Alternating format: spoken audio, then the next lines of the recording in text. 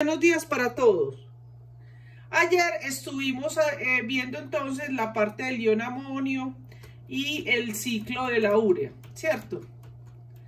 Después de que lo vimos, ¿tienen alguna duda? Bueno. Profe, yo tengo una pregunta. Sí, dígame. Es que cuando vos dijiste los aminoácidos esenciales, mencionaste la arginina, pero pues como ayer vi que la arginina pues es un producto que se genera en el ciclo de la urea, me pregunto si eso no cubre las necesidades del cuerpo cuando se necesita producir arginina. No, pero es que la arginina no es esencial. No. O sea, tenemos 20 aminoácidos, de los cuales hay 10 que son esenciales y 10 no esenciales. Y la arginina no está en ese grupo de los 10. Porque evidentemente, como vamos viendo, pero qué bueno que hiciste ese planteamiento, me encanta. Quiere decir que sí te he llegado un poquito. Si de pronto lo dije fue pues que me equivoqué, porque a veces por hablar tan rápido digo una cosa que no es. Pero muchas gracias por... Entonces, perdón, le pregunto, no, gracias a usted, ¿cuál sería entonces el aminoácido que va ahí? O sea, los esenciales están valina, leucina, isoleucina, fenilalanina, triptófano, lisina, treonina, metionina, histidina. Pues tenía escrito arginina, pero está mal. Entonces, ¿cuál sería ahí? Espérate, te muestro. ¿Estás viendo las diapositivas que yo presenté? ¿O dónde lo estás viendo? Sí. No, es que en esa primera clase, si no estoy mal, pusiste como una lista, pero creo que no estaba en la presentación, que tú los mencionaste, pues los numeraste tú. Ya te lo voy a mostrar, ya te los voy a mostrar. Para que te quede más claro, y está en la presentación que se las voy a mandar hoy. Pues cuando terminemos. Lo que pasa es que yo no mando las diapositivas hasta que termino.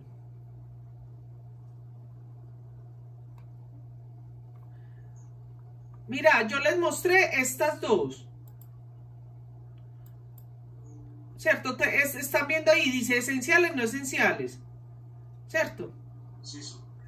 Entonces, dependiendo del libro, hay unos que traen 9, 10, ¿cierto? 11. Y hay unos que son semiesenciales porque cuando faltan estos, entonces el otro se vuelve esencial. Pero les llaman semiesenciales. Y aquí está la listica que te puede ayudar.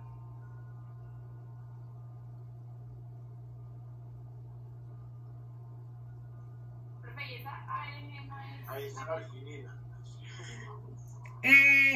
Les explico lo siguiente. ¿Se acuerdan que les había dicho? Como hay unos libros que traen 9, hay otros que traen 10 y hay otros que traen 11, ¿cierto? Entonces yo escogí lo de los 10, por eso les dije, tienen que aprenderse estos que están acá, ¿sí? Porque si vemos acá, ¿cierto? En los esenciales, estos son los esenciales, ¿sí? Por eso tengan en cuenta estas dos diapositivas, ¿sí? La arginina, por su función por eso algunos textos lo incluyen dentro de estos esenciales en la homeostasis del nitrógeno, ¿cierto? En el ciclo de la urea, por eso muchas veces lo incluyen dentro de los esenciales. ¿Me hice entender?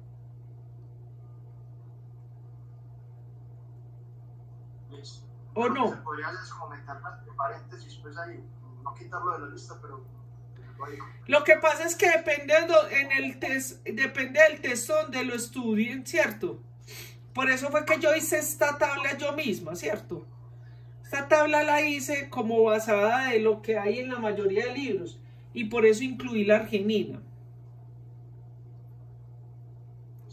Porque okay. Sí, digo. Entonces, por ejemplo, en la urea hay un bloqueo antes de que se produzca la arginina, ahí es donde la arginina se vuelve esencial. Exactamente, exactamente. Y eso va a depender pues también de ciertas condiciones. Por ejemplo, si usted tiene que eso les va a tocar en su consultorio, resulta que hacen una dieta que es rica en proteínas. Entonces, como es tanto el metabolismo de ese exceso de proteínas, entonces el riñón tiene que eliminar todos esos excesos de grupo amino para que no se descompense el sistema. ¿Listo?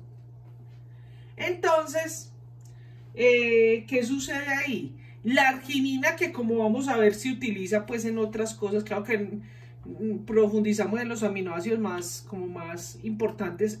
Aquí la importancia radica con la manera como vimos esto en el ciclo de la urea. Entonces no alcanza a ser suficiente para compensar los otros, pues las otras funciones que tiene. ¿Me hice entender? Vea, recuerde que el metabolismo o una célula es como una bolsa llena de cositas, ¿sí?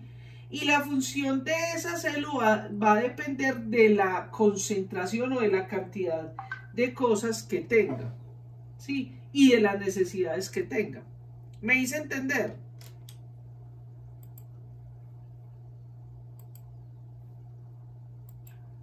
¿Qué quiere decir silencio? Que no. No, sí, perdón. Gracias por mencionar eso. Bueno, aquí vemos lo que están viendo ahí. Esta figura que están viendo ahí es del libro de Matthews. Esta me gusta mucho, porque fíjense que nosotros aquí tenemos el hígado, ¿sí? Tenemos el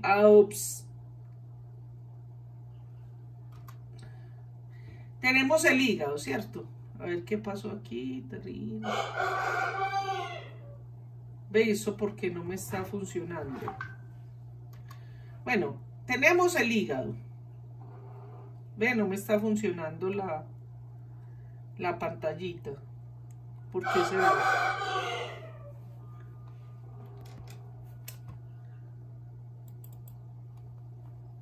No sé, pero no me está funcionando hoy y no me va a quedar.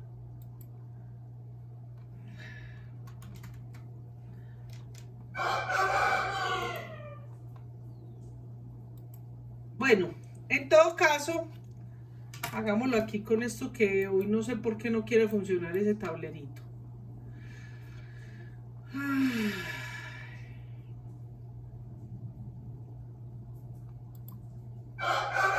Entonces, nosotros tenemos el hígado como el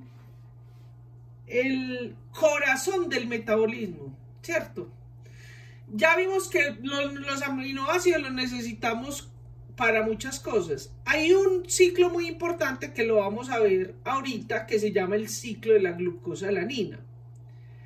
Fíjense que aquí la alanina tiene una importancia dramática en el momento en que el organismo, por ejemplo, en un estado de ayuno o en un estado de un esfuerzo grande, ¿cierto?, necesite glucosa, ¿cierto? Ahorita lo vamos a ver con mayor precisión. Entonces, ¿qué sucede? Por ejemplo, mire que ya vamos a empezar a utilizar todos los términos que utilizamos y lo que hemos aprendido hasta acá. Tenemos los aminoácidos y esos aminoácidos liberan el ion amonio, ¿cierto?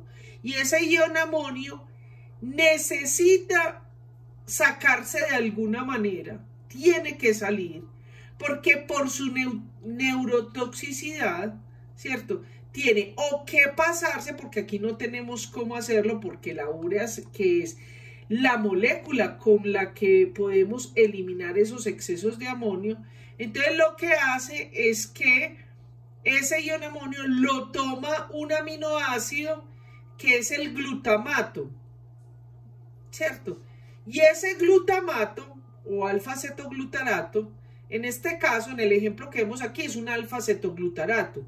Entonces, cuando toma el ion amonio, se convierte en ¿qué? En glutamato. Pero hay otro aminoácido que ustedes van a ver, como este de acá, que es un glutamato, también es otro. Este glutamato es un aminoácido de 5 carbonos y tiene un solo aminoácido. Cuando toma el otro aminoácido, ¿cierto?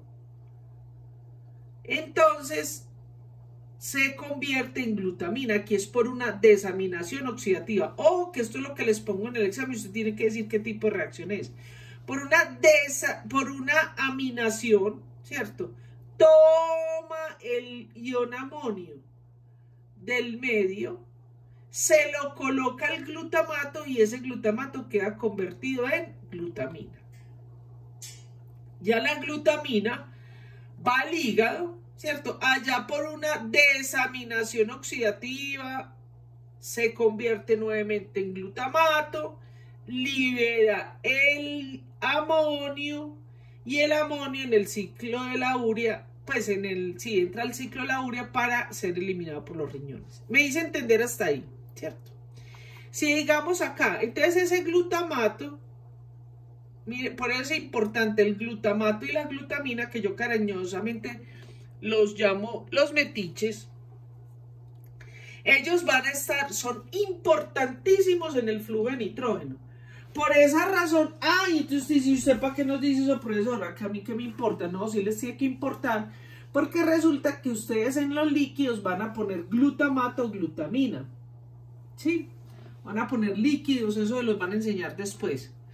Bueno, entonces ese glutamato, por ejemplo, veamos el caso acá, el glutamato le pasa el grupo amino al piruvato, que es un cetoácido, y ese cetoácido queda convertido en alanina. La alanina va al músculo, allá entrega otra vez el grupo amino, entonces queda convertido en piruvato, por gluconeogénesis se convierte en glucosa, y de esta manera mantiene la homeostasis, energética representada en glucosa. Ya recordemos por qué es importante mantener esa homeostasis. Señor Sánchez, ¿se acuerda por qué?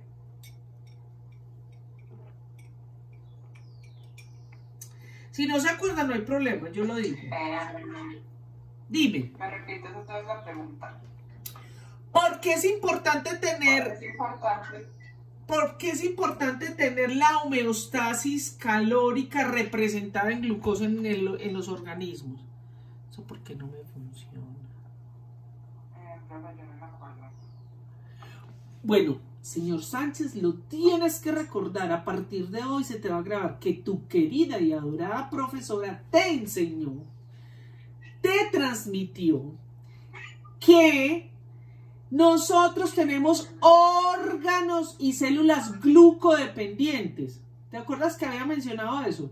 Como por ejemplo el cerebro. Porque el cerebro es incapaz de hacer energía a partir de los ácidos grasos. Los ácidos grasos son unos pequeños que tienen muy poquito CH de cadena corta, pueden atravesar, ¿cierto? Pero los ácidos grasos no pasan la barrera hematoencefálica. Otro clásico ejemplo es, por ejemplo, te estoy mirando a los ojos, señor Sánchez. Es, por ejemplo, y tenés un ojo más raro. Mentira, sino que es que como estoy viendo la cámara, es que su profesor es descachado.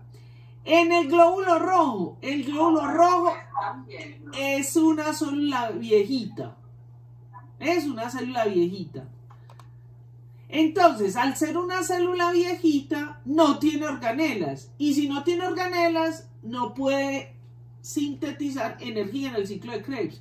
Entonces, la única fuente de energía es la glucosa. ¿Me hice entender? Sí, profe. Estoy tan triste que mi lapicerito no funciona. Bueno, Profe, ¿qué hay? coja otro y le pone un poquito de aluminio, un lapicero normal. Pero es que no es eso, sino como el programa. Ah, Para poder rayar y escribir cositas. No sé por qué. Yo no entiendo. Profe, pero con el mouse normal no tiene la opción para rayar. Sí, pues no sé qué pasa. A ver, yo veo. ¡Ah! ¡Súper! ¡Ay, divina! Te amo. Bueno. Listo. Pero este ciclo de la alanina glucosa y que se los pregunto en el examen, ahorita lo volvemos a ver. ¿Vale? Bueno.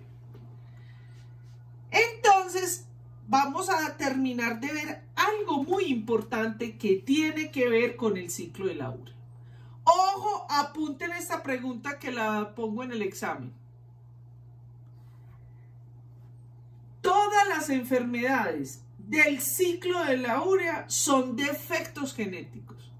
Es decir, son errores innatos del metabolismo. Les aprovecho para invitarlos al curso de errores innatos del metabolismo en el flexible. Errores innatos del metabolismo. Es decir, que son errores que se pasan de padres a hijos. Está ahí, profe. ¿Ah?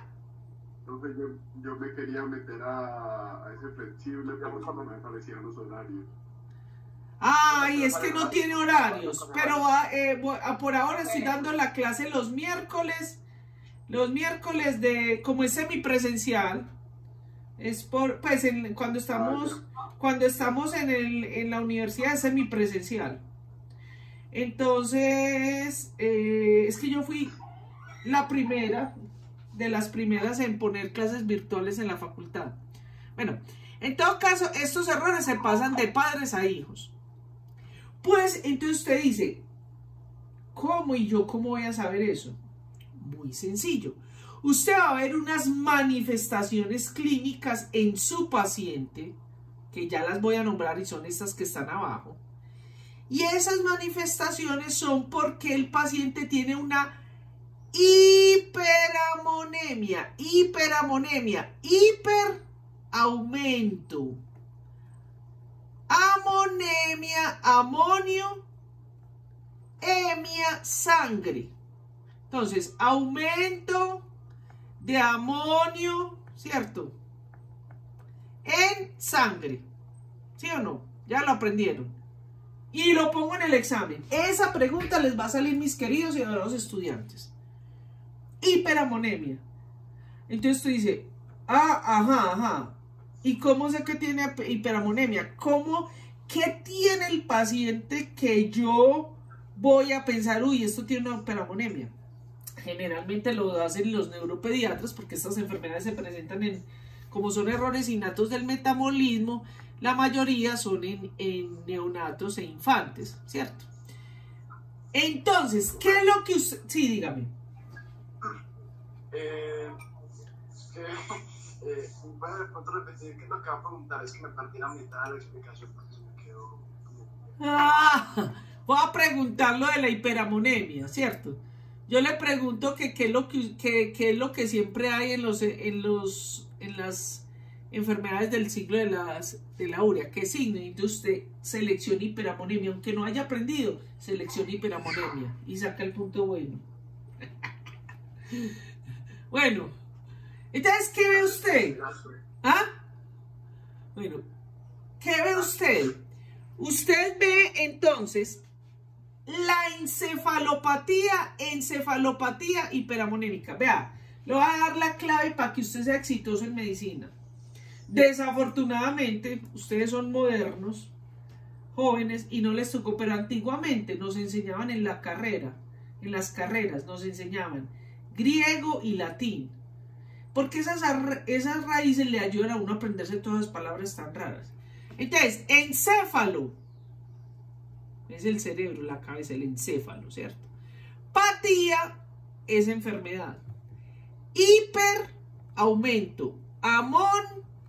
Amonio, hemia, sangre, ¿cierto? Entonces, es una encefalopatía producida por el aumento de amonio en sangre. ¿Y qué tiene la encefalopatía? Edema cerebral y el aumento, y ese edema cerebral va a llevar, edema es hincharse, ¿cierto? ¿Sí o no? ¿Conocen la palabra? En paisa es hincharse, pero es retención de líquido, ¿cierto? Se aumenta el volumen y el tamaño de las células. Y eso va entonces a llevar a un aumento de la presión intracraneal. Presión intracraneal. ¿Listo? Eso significa el PIC. A eso nos va a llevar un aumento de amonio. Ay, eso solo se dan los bebés. No. A usted le puede dar una encefalopatía hiperamonémica, por ejemplo, en una sepsis.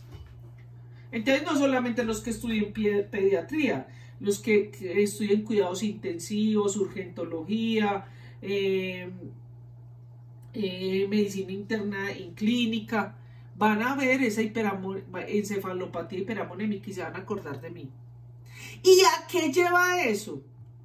Va a llevar a que haya una atrofia del cerebro, o sea, atrofia, se queda el cerebro así, o sea, en paisa da un retardo mental severo. Mejor dicho, queda bobo. Entonces, esa atrofia cerebral y de los núcleos profundos, eso, no sé si ya lo aprendieron en anatomía, o si no, ese semestre lo enseña. Esto no lo pregunto yo. ¿Cuáles son los núcleos profundos? Caudado, putamen, tálamo, hipotálamo. Esos son los núcleos profundos. Más aún, todo eso, esa atrofia cerebral va a llevar a una desmielinización, porque recordemos que el niño va a estar ahí en crecimiento y desarrollo, ¿correcto? El niño está en crecimiento y desarrollo. Entonces, claro, al haber una atrofia cerebral, va a haber una desmielinización. Esa hiperamonemia básicamente se va a deber a esa toxicidad del amonio, ¿correcto? A la toxicidad del amonio. La toxicidad del amonio, esto que está aquí, no se lo tienen que aprender, pero es para que ustedes sepan. Se los digo en resumen. La cuestión es que en el cerebro hay ciertos transportadores que permiten que pasen los diferentes aminoácidos, sobre todo aminoácidos ramificados, aminoácidos aromáticos, que son muy útiles para la producción de neurotransmisores y de hormonas. Entonces, aquí están, por ejemplo, también está la tirosina, pues sobre todo esenciales. Y esos pasan por un transportador que se llama el LAT1. Entonces, ¿qué pasa? Cuando el amonio pasa por ahí, por ese transportador, ¿cierto? Va a pasar más el amonio que estos aminoácidos. Pero además de eso, como lo vamos a ver en un dibujito que les presento, que es viejito, pero es que es el que más me ha gustado, que tiene todo, eso va a hacer entonces que haya un déficit de energía porque daña las enzimas del ciclo de Krebs. Daña enzimas que tiene que ver con la síntesis del óxido nítrico. Y ya les expliqué por qué no se pueden producir ciertos neurotransmisores. Fuera de eso, entonces, como no hay los sustratos, no va a haber el desarrollo, la proliferación celular de las neuronas. O sea, se va a dañar tanto que se reproduzcan las neuronas. Están viendo en mi pantalla. Esta es la representación de una neurona, ¿sí lo ven? Aquí está este es el núcleo y este es el axón, ¿sí? Esta es la C. Entonces el axón le crecen unas venitas por acá, como unos pelitos. Imaginen que ya se sabe, por ejemplo, que el cerebro, usted sabe que ya cuando estamos grandes como nosotros, ya célula que se muere, célula que se pierde. Pero ¿por qué podemos de pronto ser más inteligentes o saber más? Por esa reproducción de dendritas. Listo. Y eso se aumenta con la actividad intelectual. Sobre todo, en primer lugar, matemática, segundo, letras. Bueno, en un paréntesis.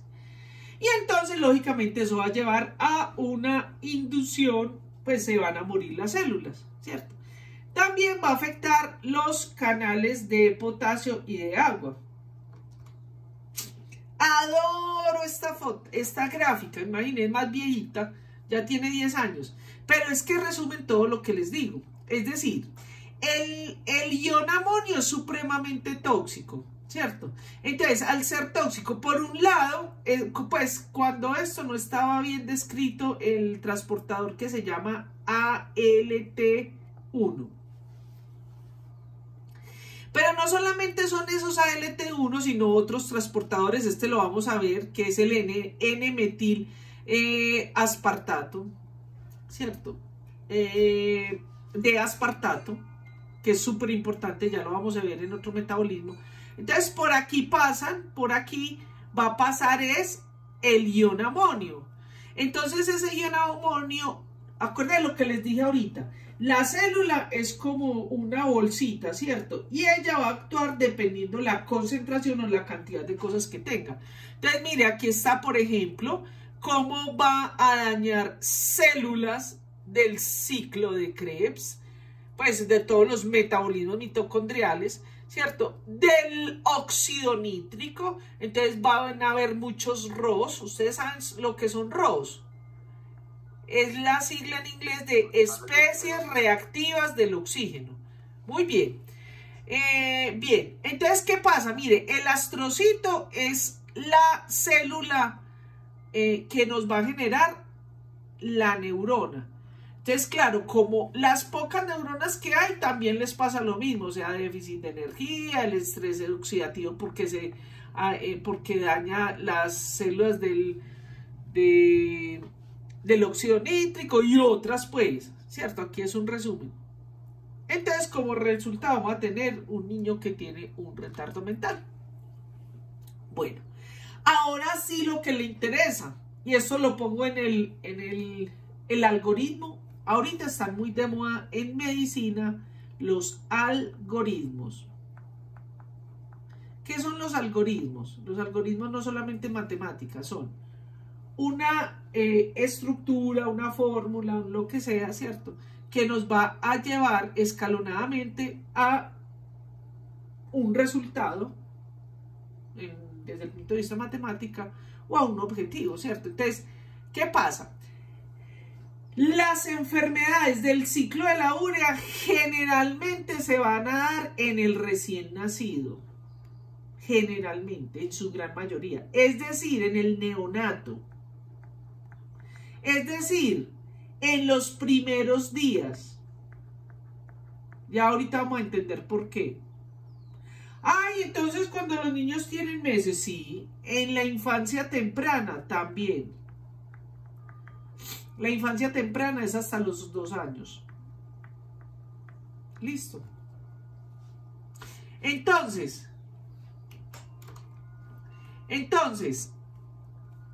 nace su niño. ¿Qué es lo que usted le va a ver? Alguien que me diga. Usted dice, síntomas, ojo con lo siguiente, hago adrede estas diapositivas en inglés, aunque eso es de muy mal gusto. Uno presentar para un público hispano diapositivas en otro idioma. ¿Pero por qué lo hago? Lo hago para que se vayan familiarizando con el inglés, que es el latín de la época. Bueno, entonces, ¿usted qué va a ver? ¿Qué acabamos de aprender? ¿Qué síntomas va a ver usted? Edema cerebral. Muy bien. ¿Y qué más? Aumenta la presión. Y muy bien. ¿Y cómo se llama eso? Ahí se... El PIC, muy bien. Pero ¿cómo se llaman esos dos síntomas? ¿Qué los produce? La encefalopatía hiperamonémica. O sea que usted que va a mandar a medir para ver si eso que usted está viendo en el paciente es Muy bien. Usted va a mandar a medir el amonio en sangre. ¿Se acuerda lo que les enseñé ayer o lo que hablamos? ¿De qué depende que esas manifestaciones clínicas usted las identifique? Volvámoslo a ver. Que sea tomado con equipos de gases. Que sea en hielo. ¿Cierto? Porque eso se puede convertir en un gas. Que en menos de 30 minutos obtenga el resultado. Entonces, cuando usted le da mayor de 150 milimoles, ojo, les estoy dando el término internacional, pero en estos días estuve en un seminario de enfermedades de la urea, y aquí hay algunos hospitales incluso que con un poco más, o sea, por ejemplo 200 micromol por litro, ¿cierto? Entonces hay una diferencia. Una cosa es, son protocolos, por ejemplo, de la Clínica Mayo, ¿cierto? Son protocolos internacionales, pero usted tiene que pensar que está en Colombia y no tenemos acceso a todo. Desafortunadamente aquí en Colombia muchas veces primero se pide el amonio, después el anion gap, después la glucosa. No, lo ideal es que, cierto, si es muy grave y hoy en día y a ustedes les va a tocar, hay algo que se llaman los DOT, cierto, que son como un datafono que tiene nanotecnología, cierto, y usted ahí pone unas gotas de sangre y en pocos minutos, algunos paraclínicos en 120 minutos usted los tiene, ¿cierto?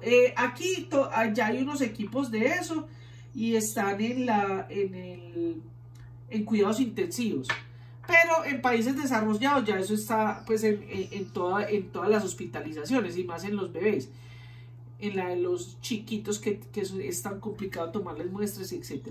Entonces usted puede medir solo el ion amonio, porque vamos a ver ahorita cuando veamos las enfermedades que lo primero, antes de usted saber esto del algoritmo, es decir, de qué enfermedad tiene, usted tiene que corregir la hiperamonemia, que es la que va a destrozar el cerebro. Entonces, por eso es tan importante antes, es decir, que concomitantemente, o sea, al mismo tiempo se haga el ion amonio, ¿cierto? El anion gap o la brecha aniónica y la glucosa, porque eso le va a ayudar a orientar su diagnóstico. Por ejemplo, esto es lo que les pongo en el examen. Si usted tiene un anion gap normal o menor de 20 y la glucosa es normal, ¿cierto? Entonces usted va a pensar que es un problema del ciclo de la urea. Mientras que si el anion gap es mayor de 20 y hay una hipoglicemia, o sea, hipodisminución, azúcar, hemia sangre, hipoglicemia o hiperglicemia, entonces es otro tipo de desorden metabólico. Entonces usted dice, ay, ¿yo para qué tengo que saber? Porque acuerda que estamos hablando de un neonato, ¿cierto? Estamos hablando de un neonato. Entonces, ¿qué es lo que usted tiene que hacer? Generalmente, ¿cómo se da eso? El niño, esta es de las enfermedades que se da sobre todo después, horas después de que el niño lo empieza a alimentar la madre, ¿cierto? Lo alimenta la madre y le da lechita. Entonces se activa todo el metabolismo hepático, ¿cierto? Y lógicamente, acuérdense que la leche tiene mucha proteína, ¿cierto? Entonces empieza a activarse ese metabolismo y ahí se empiezan a dar las manifestaciones clínicas. Entonces, me hice entender hasta ahí. ¿Por qué usted tiene que saber eso? Porque no podemos dejar que mueran los niños, los bebés. Y no, le digo una cosa pues, vamos a hablar aquí pues a calzón quitado. Que se mueran es lo mejor que les puede pasar. El problema es que quedan con un retardo mental severo. Claro que ahí habría que hablar. Ahí viene lo de la filosofía y otro tipo de cosas. Miren, yo trabajo hace muchos años en errores innatos del metabolismo. Yo adoro eso. ¿Por qué? Porque si estas enfermedades las atendieran tempranamente, como por ejemplo con el tamizaje metabólico, eso evitaría que ese niño, simplemente quitándole el alimento, el exceso de proteína, hace la diferencia que sea un niño retardado mental o un niño normal. Por eso yo me dediqué a estas enfermedades como bioquímica. Bueno, entonces vamos a ver los trastornos. Dígame. Qué pena. Hay una compañera en el chat que preguntó ahorita que cómo se mide la presión intracraneal. La presión pues hay como una bandita, ¿cierto? Un momentito. Espere que es que aquí tengo un problemita. Oh, man. Espérenme, chicos, que tengo aquí un problemita. De pronto me pueden poner la diapositiva anterior. Espérate que tengo aquí como un problemilla. Bueno, ustedes. Espérate que Ay, que es que se me quedó solo una pantalla. Oh my God.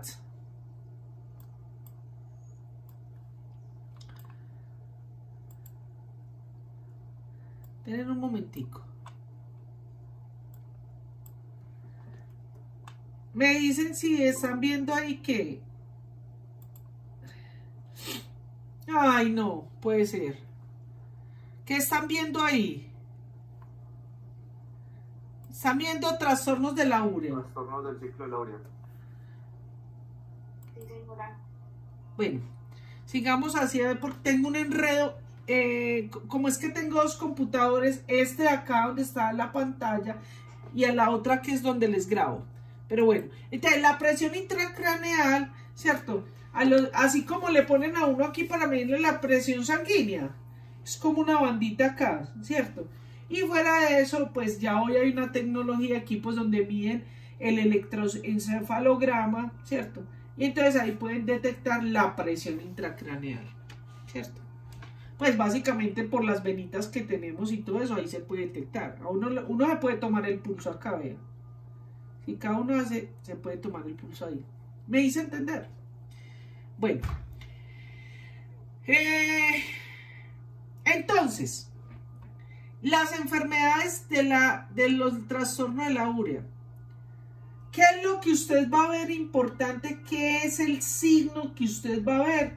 La hiperamonemia. Resulta que hay dos. Momento, yo pongo otra vez el puntero. Resulta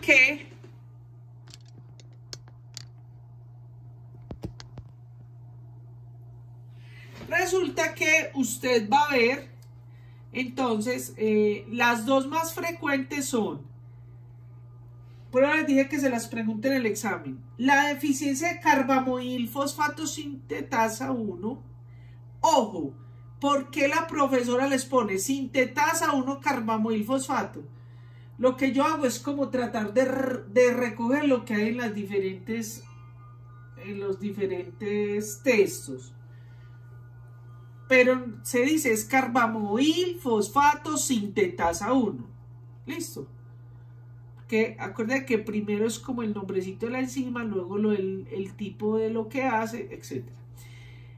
La otra que es muy frecuente es la ornitin transcarbamidilasa. Es decir, esta es la CPS 1 y esta es la OTC. Estas se las voy a preguntar. Les pongo ya les voy a decir el caso clínico que les voy a poner. Es tan frecuente que entonces se conoce en el mundo como hiperamonemia 1 y hiperamonemia 2. O sea, es normal que en los países donde ustedes se vayan a trabajar, no digan, ve, tiene una CPS 1 OTC, sino que dicen, no, tiene una, incluso en el diagnóstico ponen hiperamonemia 1, hiperamonemia 2. ¿Listo? Bueno. Las otras enfermedades están, sí, Está la arginemia, está la argininosuccinaturia, está la citrulinemia. Entonces, todas van a presentar ¿qué? Hiperamonemia. Todas van a presentar hiperamonemia. Les pregunto eso en el examen. Todas van a presentar hiperamonemia. Entonces, por ejemplo, pero además, por ejemplo, en la arginemia, ¿qué se va a presentar? Aumento de arginina, ¿cierto? En la argininosuccinaturia va a haber aumento de argininosuccinato, pero en la orina. Y en la citrulemia va a haber aumento de citrulina, ¿cierto? En sangre. Listo. La arginemia ya vimos entonces que la va a producir una deficiencia de la arginasa.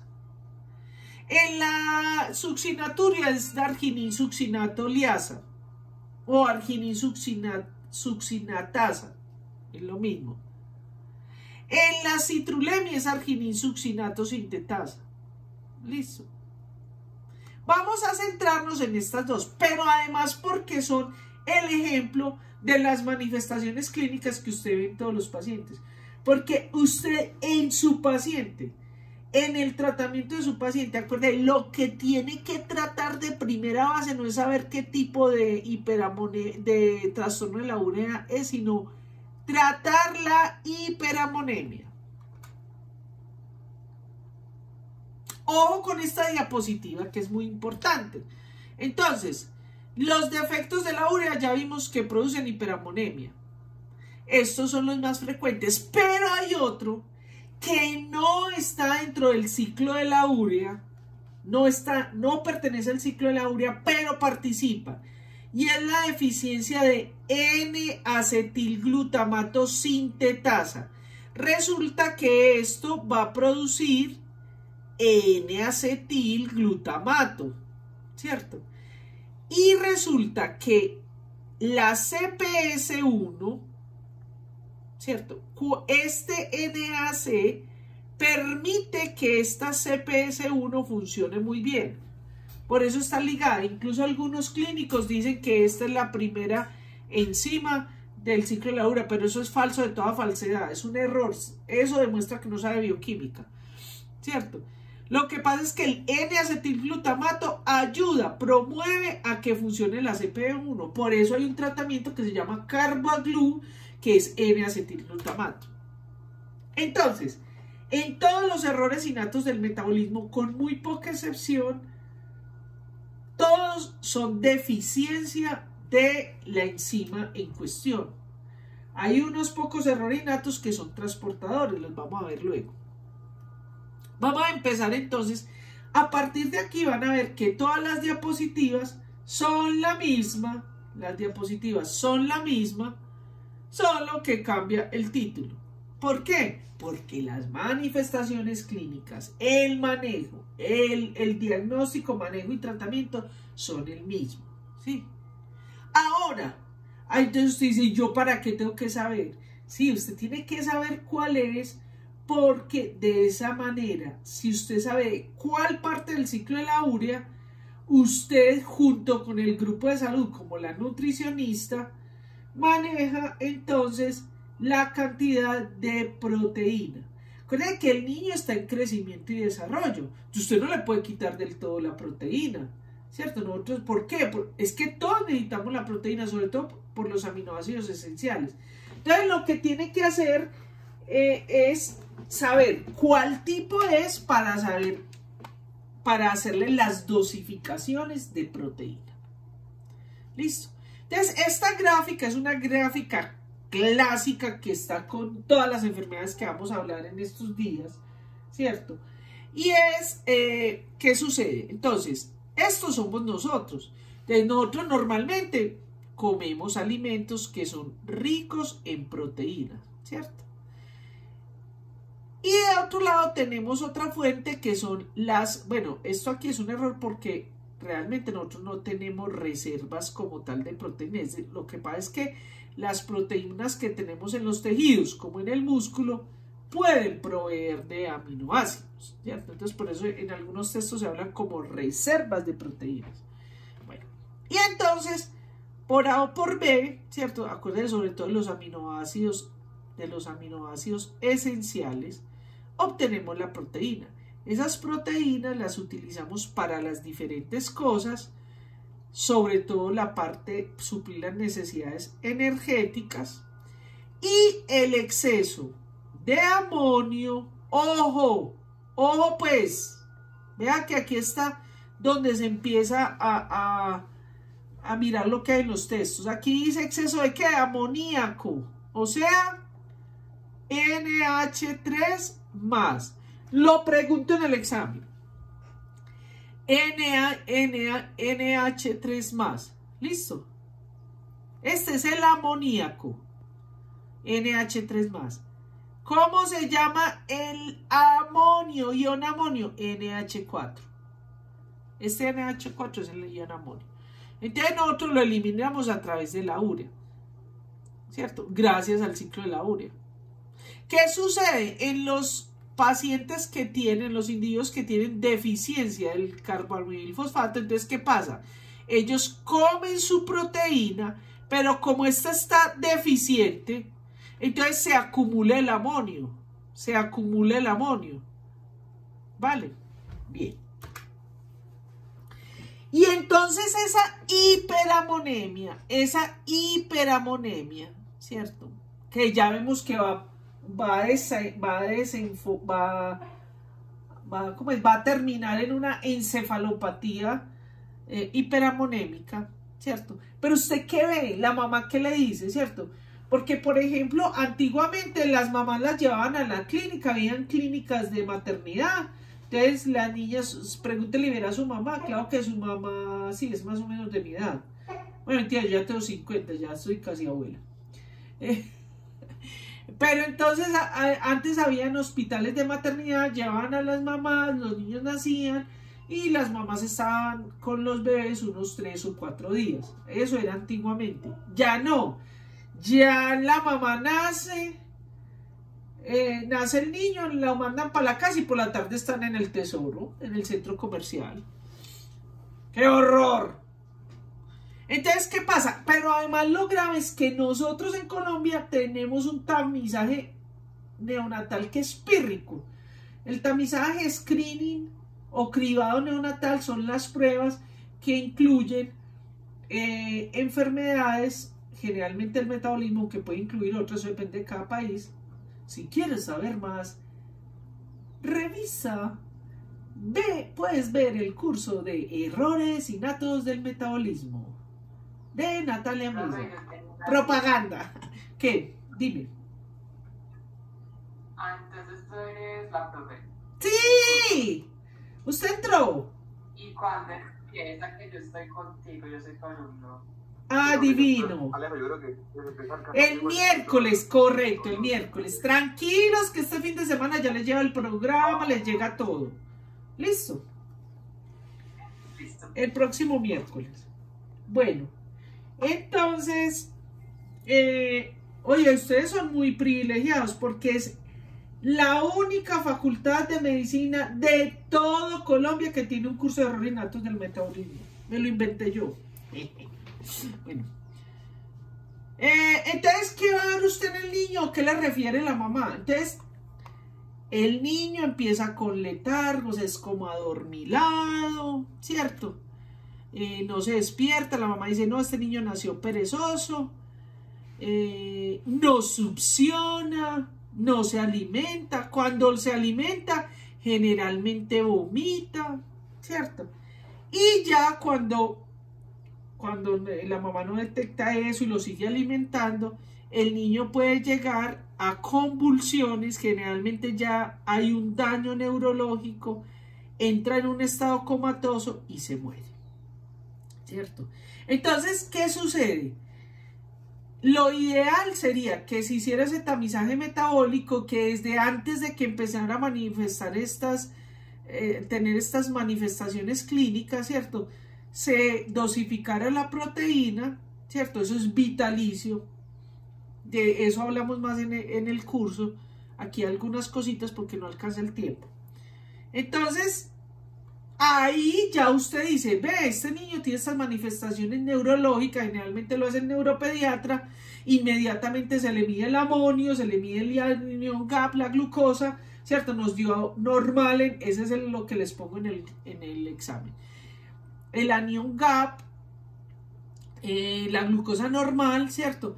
Usted ahí inmediatamente, ¿qué es lo que maneja? La hiperamonemia. Le toma la muestra de sangre para seguir haciendo los otros exámenes, ¿cierto? Paréntesis. Ojo con esta diapositiva, ¿se la tiene que aprender? No. Pero usted tiene que diferenciar que tenemos dos tipos de CPS1. La carbamoil-fosfato sintetasa 1, ¿cierto? Que es la mitocondrial, ¿cierto? Y es la que participa en la producción de urea. Aquí está lo que les había dicho. La N-acetilglutamato, el N-acetilglutamato activa, ayuda a que funcione la CP1, ¿cierto? Pero no hace parte de esa reacción del ciclo de la urea. Creo que más adelante les muestro un dibujito con eso. Y tenemos otro, esto no lo pregunten en el examen, pero lo tiene que saber. Y tenemos la CP2, carbamoil-fosfato sintetasa 2, ¿cierto? Que es citoplasmática, vea, citoplasmática, no está dentro de la mitocondria y está sobre todo implicado es en la síntesis de nucleótidos, específicamente en la síntesis de pirimidinas. Entonces, ¿usted qué hace con ese niño que tiene una hiperamonemia? A ese niño tiene que hacerle manejo de la hiperamonemia. ¿Cómo se lo maneja? Entonces, miren, acabo de tener una reunión hace 8 o 15 días con uno de los laboratorios, porque aquí en Antioquia solo se da el benzoato de sodio, pero realmente el tratamiento debía ser con benzoato de sodio y con fenilbutirato, porque el benzoato de sodio saca un grupo amino, ¿cierto? Y el benzoato de sodio saca 2 grupos amino, ¿cierto? Por diferentes vías, ahorita les muestro el dibujito, por diferentes vías. O sea que en sumatoria de esto, ¿cierto? Serían 3.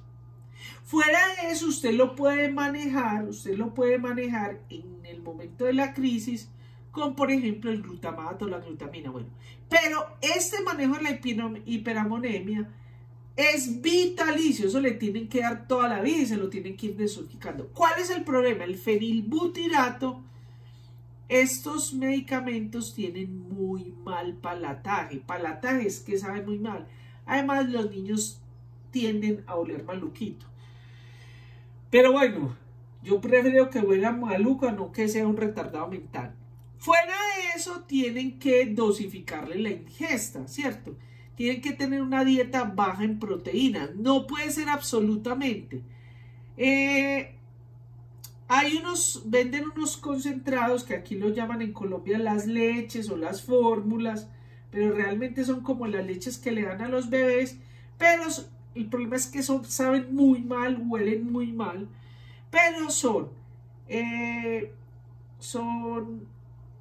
alimentos o fórmulas que tienen la cantidad de aminoácidos que usted necesita para que se desarrolle bien.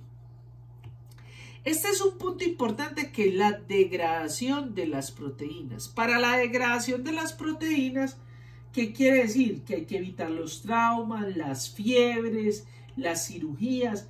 Ay, ¿qué pasa si hay eso? La vacunación, ¿cierto? Entonces, cuando pasa eso, hay que a indicarle a la mamá que esté en asocio con la mami, pues a la mamita hay que indicarle que estén al mismo tiempo con el médico, ¿cierto? Ahora, estos niños diagnosticados o no, ellos van a tener crisis agudas, ¿cierto? Por ejemplo, cuando les ponen las vacunas, o por ejemplo, que le dé una gripita. Entonces, cuando los niños tienen esas crisis, lo primero que hay que hacer, como ya lo vimos, lo primero que hay que hacer es reducir el ion amonio, ¿cierto? O sea, la hiperamonemia. La hiperamonemia hay que arreglarla de alguna manera, ¿cierto? Entonces, hay medios terapéuticos químicos como son los medicamentos, pero a veces esos niños tienen altas concentraciones, entonces los medicamentos no alcanzan a hacer la función inmediata. Entonces al niño hay que hacerle hemodiálisis o hemofiltración, ¿cierto? ¿Para qué? Para quitar ese tóxico que es el amonio. Ya los agentes eliminadores del amonio, entonces están los medicamentos, ¿cierto? Y lógicamente, entonces, para revertir, por ejemplo, cuando se da por un recambio proteico, ¿cierto? Como lo vimos, entonces, básicamente se da la glucosa, pues glucosas y lípidos. Ahora, ya está lo que es el manejo crónico de la enfermedad, ¿cierto? Estos niños tienen que tener dieta baja en proteínas, ¿cierto? Entonces ellos no pueden comer carnes, derivados de la leche, ¿cierto? Ciertas leguminosas. Entonces eso ya es un trabajo que hay que hacerlo con la nutricionista general. Pues se supone que en los países desarrollados, claro que por ejemplo tenemos en Chile, yo hice un diplomado de errores innatos en Chile están muy bien y tienen un muy buen programa de errores innatos del metabolismo. Entonces hay que manejarles la dieta. Lógicamente hay que suplementarlos. ¿Por qué? Sobre todo con los aminoácidos esenciales. Sí, los aminoácidos esenciales. Como les digo, cuando decimos aquí en el manejo, en la parte de los eliminadores del nitrógeno, que son el benzoato de sodio y el fenilbutirato, eso hay que darlo vitalicio. Pero ¿qué hay que hacer? A medida que el niño va creciendo, se le va aumentando la dosis, o en caso de que tenga algún recambio proteico. Algunos, pues el trasplante hepático, pues sabemos las dificultades de los trasplantes en el mundo, ¿cierto? Por donantes, por mucho tipo de cosas, pues por diferentes tipos de situaciones, pero pues en los pacientes que se ha hecho funciona medianamente bien. Ojo con esto, como a los niños tienen convulsiones, entonces cuando van a tratarlos, el ácido valproico, que es uno de los tratamientos para todas estas manifestaciones neurológicas, hay que tener cuidado, porque cuando es con la CPS1, ¿cierto? Y eso tiene que ver con el N-glutamil aspartato, debe evitarse, ¿cierto? ¿Cuál es el diagnóstico diferencial de estas enfermedades? Entonces son todas las otras relacionadas con el ciclo de la urea, ¿cierto? Todas las otras. Y hay algunas aminoacidopatías, ¿cierto? Que pueden presentar eso. Entonces, o por ejemplo la deficiencia de la anhidrasa carbónica, ¿cierto? Entonces pueden presentarse las mismas manifestaciones. ¿Cómo entonces lo detectan, cierto? Ese diagnóstico lo hacen, ¿cierto? Ya cuando salen de la crisis, ya entonces caracterizan cuál del ciclo de la urea. Entonces hacen pruebas de laboratorio, ¿cierto? Espectrofotometría de masa, HPLC, etc. En el Hospital San Vicente tenemos una cosa maravillosa que es un aparatico que está midiendo, es una resonancia magnética nuclear con espectrofotometría. Entonces mide la cantidad de compuestos, es una maravilla. Bien. ¿Cómo es el pronóstico de vida? Lógicamente eso va a depender de cuán rápido, si el diagnóstico es temprano o no. Mientras más se demore, más problema, más retardo va a tener el niño, ¿cierto? Mientras más se demore o más el coma, ¿cierto? Ese coma hiperamonémico, más problema va a haber. Hay una cosa importante y que quiero mencionar, que esto me lo enseñó o me lo hizo ver el doctor Blair Ortiz, que seguro va a ser profesor de ustedes, neuropediatra, excelente, sabe mucho de roles sinatos del metabolismo y es muy sensible. Es que la diferencia cuando les da muy pequeñitos o en los primeros días de nacido es que acuérdense que el cerebro es plástico. Entonces, lógicamente, esos niños se les diagnostica rápido, se les trata rápido y tienen muy buena recuperación. Mientras más grande el niño, porque por ejemplo, hay unos tipos de mutaciones que no permite verlo en los primeros días, sobre todo en la OTC, en la ornitintrascarbamidasa, sino más adelante, ¿cierto? Entonces es más difícil la recuperación. Aquí está el dibujito que les decía. Entonces,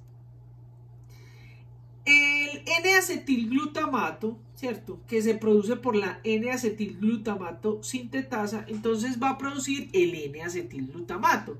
Eso lo que va a ayudar es que la CP1 nos funcione mejor, ¿correcto? Creo que estamos dentro de la mitocondria, ¿sí? Pero esta reacción de acá, esta reacción de acá no hace parte del ciclo de la urea. ¿Quién les enseñé eso? Pues déjelo si quiere seguir con su desconocimiento, pero no es así. Vamos a ver entonces ahora, vamos a pasar a la deficiencia de OTC, o sea, de ornitintrascarbamidasa.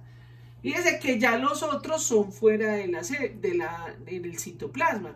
Y podemos decir que estas son las dos enfermedades. Uno, las más frecuentes, ¿cierto? Las más frecuentes.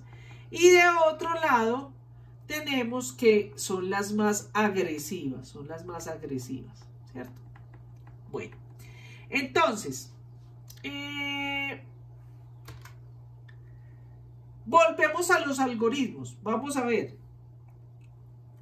Que le pregunto esto en el examen. No le pongo el algoritmo como tal, sino que de ahí saco un caso clínico.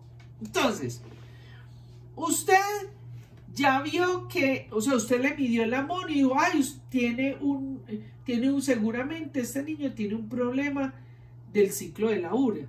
Entonces, ¿qué tiene que hacerle usted ya ahí? Ya ahí tiene que medir en el plasma y en la orina, puede ser en los dos. En el plasma y en la orina va a medir entonces los aminoácidos o ácidos orgánicos, ¿cierto? Cuando ya usted mide, tiene los resultados, ¿qué posibilidades tiene? Puede ser que tiene la citrulina baja y la arginina baja, ¿cierto? Y el ácido orótico va a ser el que nos va a definir si es una CPS o si es una OTC. ¿Listo? Entonces, recuerden, la citrulina y la arginina puede estar baja o normal. Baja o normal. ¿Qué pasa? Si el ácido órico, también en el examen se los pongo como oratato. Si el oratato está bajo o normal, es una CPS, ¿cierto? Es una de CPS. También puede ser porque tenemos casos de deficiencia de N-acetilglutamato sintetasa, ¿sí? Y tenemos entonces que si tiene la citrulina baja, la arginina baja, pero tiene elevado el ácido orótico, entonces es una OTC, ¿cierto? Ya pues vienen otro tipo de ensayos, les hacen actividad enzimática, les hacen pruebas genéticas y ya con eso se define. Pero usted en su crisis, en el momento exacto, usted no le importa si es CPS, si es arginemia, ahí no, usted ahí lo que le importa es manejar la hiperamonemia. Ya luego, para el tratamiento y manejo de la enfermedad, sí tiene que saber esto. Veamos el otro caso, ¿cierto? Usted lo hace y ¿qué pasa? Si tiene elevada la citrulina, entonces, ¿qué sucede? Si tiene elevada, como usted está midiendo, aminoácidos y ácidos orgánicos, entonces, ¿qué pasa? Si hay ausencia de arginine-succinato, entonces es una deficiencia de arginine-succinato sintetasa. Ahora, si está elevada la citrulina, pero además de eso está elevado el arginine-succinato, por eso es importante hacerlo. Aquí está solo en plasma, pero lo ideal sería hacerlo en plasma y en orina. Plasma y orina, ¿cierto? ¿Cuáles son las metodologías? Está la espectrofotometría de masa, está el HPLC, ¿cierto? Incluso están cromatografías. ¿Cuál es el problema en Colombia? Que se demoran mucho, se demora hasta 60 días hábiles. Ya ahí está mi niño mongólico, pues, perdón, retardado mental o muerto. ¿Sí? Bien. Bueno, este es, por ejemplo, un casito que les ponía. Veamos entonces cuáles son las manifestaciones clínicas. Miren qué interesante. Son las mismas que vimos en la carbamidil fosfato sintetasa, son las mismas.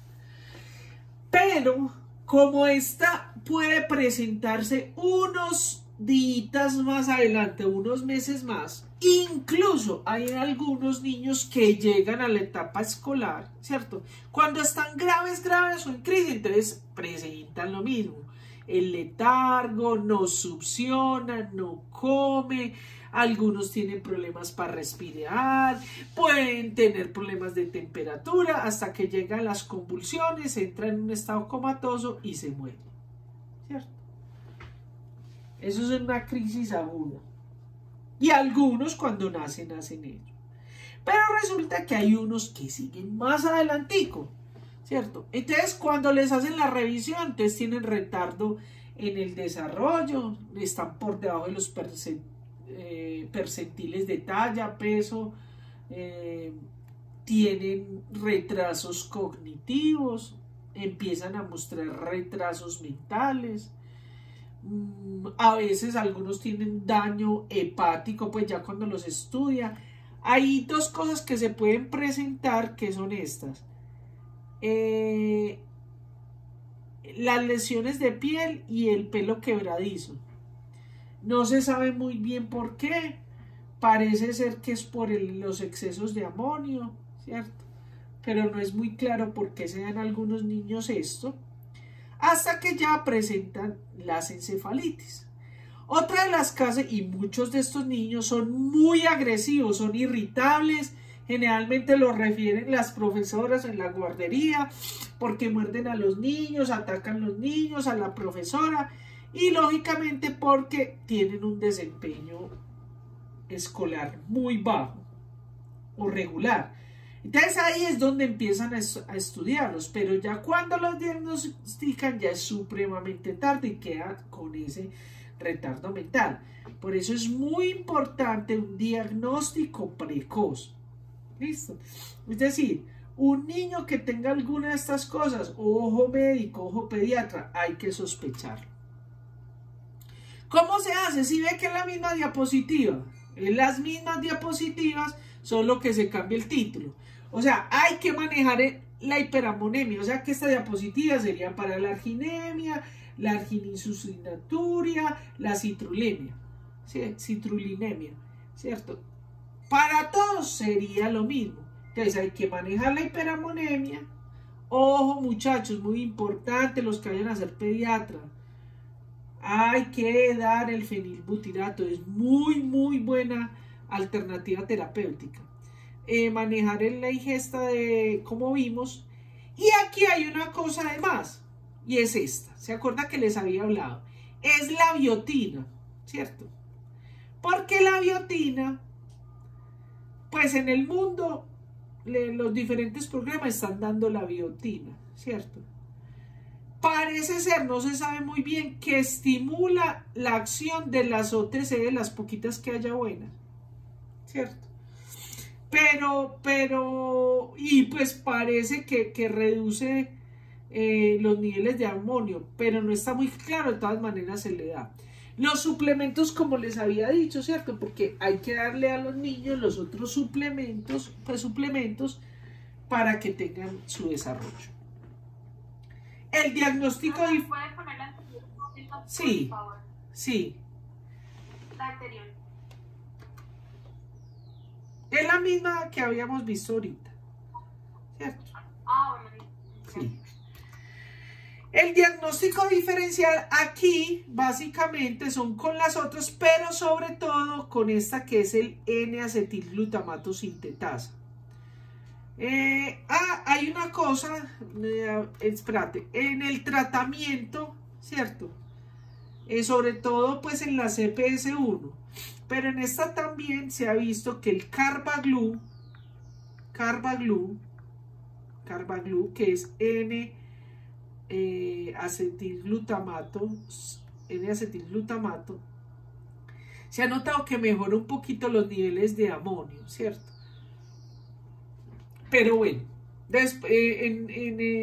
ahí lo discutimos en el curso de endocrinología y metabolismo. Errores innatos del metabolismo, perdón. Bueno, punto y aparte. Entonces, tenemos un metabolito, un marcador biológico que ustedes van a utilizar todos los días de su vida. Y ese se llama el BUN. El nitrógeno ureico sanguíneo.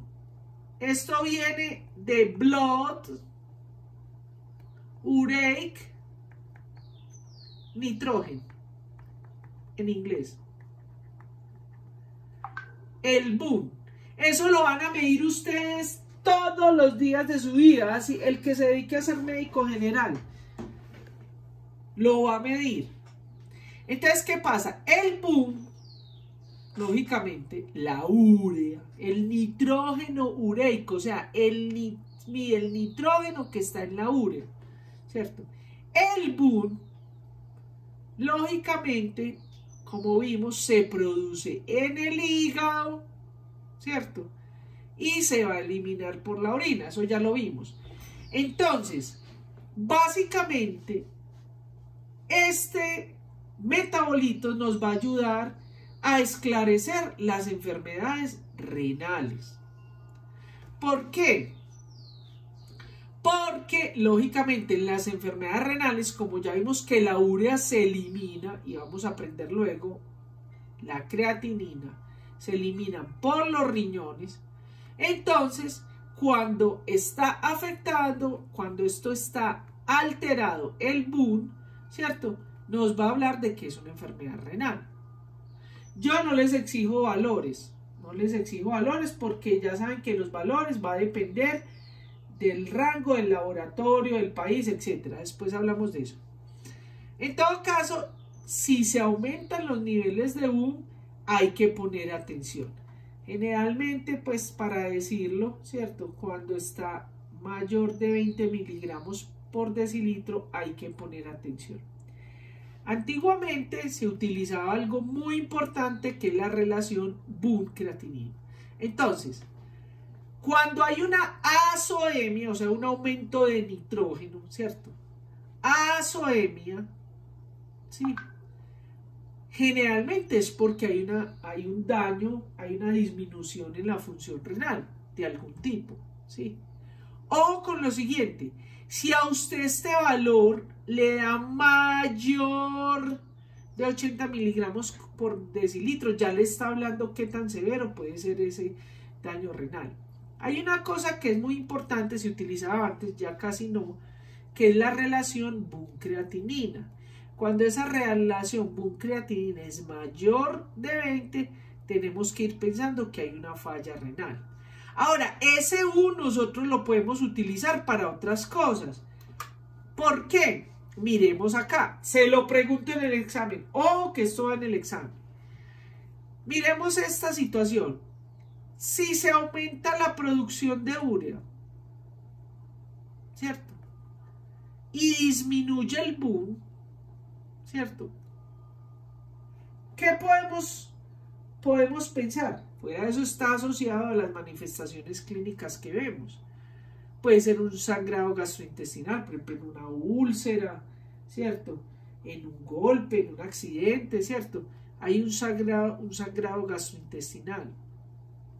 Cuando hay, por ejemplo, personas que tienen esas dietas ricas en proteínas o simplemente porque coman mucha proteína, sobre todo de origen animal. Cuando el hígado tiene insuficiencia hepática por diferentes razones, ¿cierto? Porque tiene una neoplasia, porque hay una cirrosis, porque hay una fibrosis, porque hay un alcoholismo, etc. En las dietas bajas en proteínas también se da. ¿Por qué? Porque acuérdense lo que vimos en el Huachorco, ¿cierto? Que como el organismo, ¿cierto? Tiene bajas dietas en proteínas, entonces aumenta la actividad del hígado, aumenta la actividad de obtener esa homeostasis calórica que viene, por ejemplo, en el marasmo de los aminoácidos. La desnutrición, igual mismo, y la sobrehidratación, que les va a pasar mucho cuando a veces a la enfermera se le olvida apagar los líquidos, o al médico quitárselos. Tenemos otro escenario, que es cuando se disminuye la excreción renal, ¿cierto? Por cualquier razón, pero aquí vemos otras formas en las que usted puede utilizar el BUN y se aumenta el valor del BUN, ¿cierto? En la deshidratación, en el choque hipovolémico, o sea, cuando se disminuyen los volúmenes, puede ser por deshidratación, pero pueden haber otras razones, ¿cierto? Por ejemplo, en un choque térmico puede pasar eso. En la insuficiencia cardíaca, cuando hay un infarto, el sangrado intestinal también puede provocar eso. Ya habíamos mencionado el ataque cardíaco, la enfermedad renal es la principal, y obstrucción de vías urinarias, por ejemplo, por cálculos renales. Bien. Pero también hay muchas drogas que afectan el BUN. Entonces, por eso es tan importante la anamnesis. Usted tiene que tener en cuenta las manifestaciones clínicas, pero también la historia clínica del paciente. Fíjense que hay muchos medicamentos que incluso nosotros podemos tomar, ¿cierto? Por ejemplo, el allopurinol o el metotrexato, por ejemplo, en un paciente que esté tomando, que tenga una neoplasia, el metildopa, que se le da, por ejemplo, a las mamitas cuando tienen aumento de presión en el embarazo, una preeclampsia, la furosemida, que la conocemos tanto que es un diurético. Tenemos algunos antibióticos, ¿sí? Tenemos, a ver qué más aquí, diuréticos. Tenemos, por ejemplo, algunos medicamentos que son, por ejemplo, para depresiones, que también lo producen. Bueno, entonces, por ejemplo, hay uno que es muy clásico y les va a tocar, alguno de pronto lo ha experimentado, y es los medicamentos que envían, en las intoxicaciones también, los medicamentos que envían para el acné juvenil. Esos medicamentos son supremamente hepatotóxicos. Entonces la dermatóloga tiene que estar examinando cómo están esa función renal y esa función hepática. Y ahí por la función hepática se altera el BUN, ¿cierto? Entonces, usted mide, es un médico general, el muchacho se está haciendo el tratamiento, pero usted ve, este uno está aumentado. Ah, tiene que pensar que puede ser por cualquiera de esos medicamentos. ¿Alguna duda hasta acá? Profe, esto, pues el BUN está relacionado con lo que pues uno llama, pues que tiene alto el ácido úrico. No, muy buena esa pregunta, no. El ácido úrico es otro biomarcador, otro metabolito que es producto del metabolismo de purinas, ¿cierto? Del metabolismo de nucleótidos. Desafortunadamente yo no sé ustedes dónde ven eso. Bien, punto y aparte. Punto y aparte.